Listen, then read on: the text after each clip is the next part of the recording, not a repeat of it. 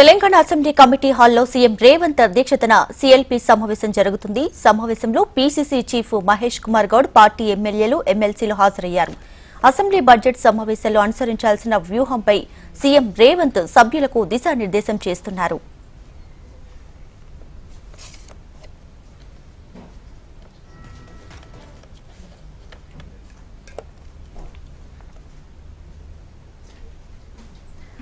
రైట్గా Telangana assembly committee హాల్లో CM Revanth Reddy అధ్యక్షతన CLP సమావేశం అయితే జరుగుతుంది. దీనికి సంబంధించి పూర్తి డీటెయిల్స్ మా ప్రతినిధి ప్రేమ్ అందిస్తారు. ప్రేమ్,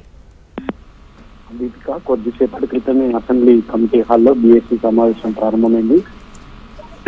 సీఎల్పీ సమావేశం ప్రారంభమైంది. సమావేశానికి పార్టీకి సంబంధించినటువంటి ఎమ్మెల్యేలతో పాటు ఎమ్మెల్సీలంతా కూడా హాజరయ్యారు. అసెంబ్లీ సమావేశాల్లో ఇటు పార్టీగా సభ్యులుగా ప్రతినిధులుగా ఎట్లాంటి వ్యూహరచన చేయాలి, ఎలా ముందుకు వెళ్లాలనే అంశాలపై సీఎం రేవంత్ రెడ్డి సభ్యులందరికీ కూడా వివరిస్తున్నారు. ఇక ప్రభుత్వం చేసినటువంటి అభివృద్ధి కార్యక్రమాలను కొంత జనాల్లోకి తీసుకువెళ్లడంలో విఫలమయ్యాం. అసెంబ్లీ సాక్షిగా ప్రతిపక్షాలు ఏదైతే విమర్శిస్తున్నటువంటి వైపు రైతు రుణమాఫీ కానీ, లేకపోతే రైతు భరోసాకు సంబంధించినటువంటి అంశం కానీ, ఇప్పుడు రాష్ట్ర వ్యాప్తంగా కూడా జరుగుతున్నటువంటి రైతు ఆత్మహత్యలతో పాటుగా ఎక్కడ ఎండిన పంట పొలాలను చూపిస్తూ కొన్ని జిల్లాల్లో జరుగుతున్నటువంటి దుష్ప్రచారాన్ని తిప్పికొట్టాలని చెప్పేసి కూడా సభ్యులకు సీఎం రేవంత్ రెడ్డి చెప్పినట్టుగా కొంత సమాచారం అయితే అందింది. ముఖ్యంగా అయితే ఈ పాఠశాలలకు సంబంధించినటువంటి విషయంలో కాంగ్రెస్ ప్రభుత్వం తీసుకున్నటువంటి నిర్ణయాన్ని ఏ విధంగా జనాల్లోకి తీసుకువెళ్ళాలి, అసెంబ్లీలో చెప్పడం ద్వారా అయితే జనాలందరికీ కూడా వెళ్తుంది. కాబట్టి ఖచ్చితంగా ప్రతి ఒక్కరు ప్రతిపక్ష పార్టీలకు సంబంధించినటువంటి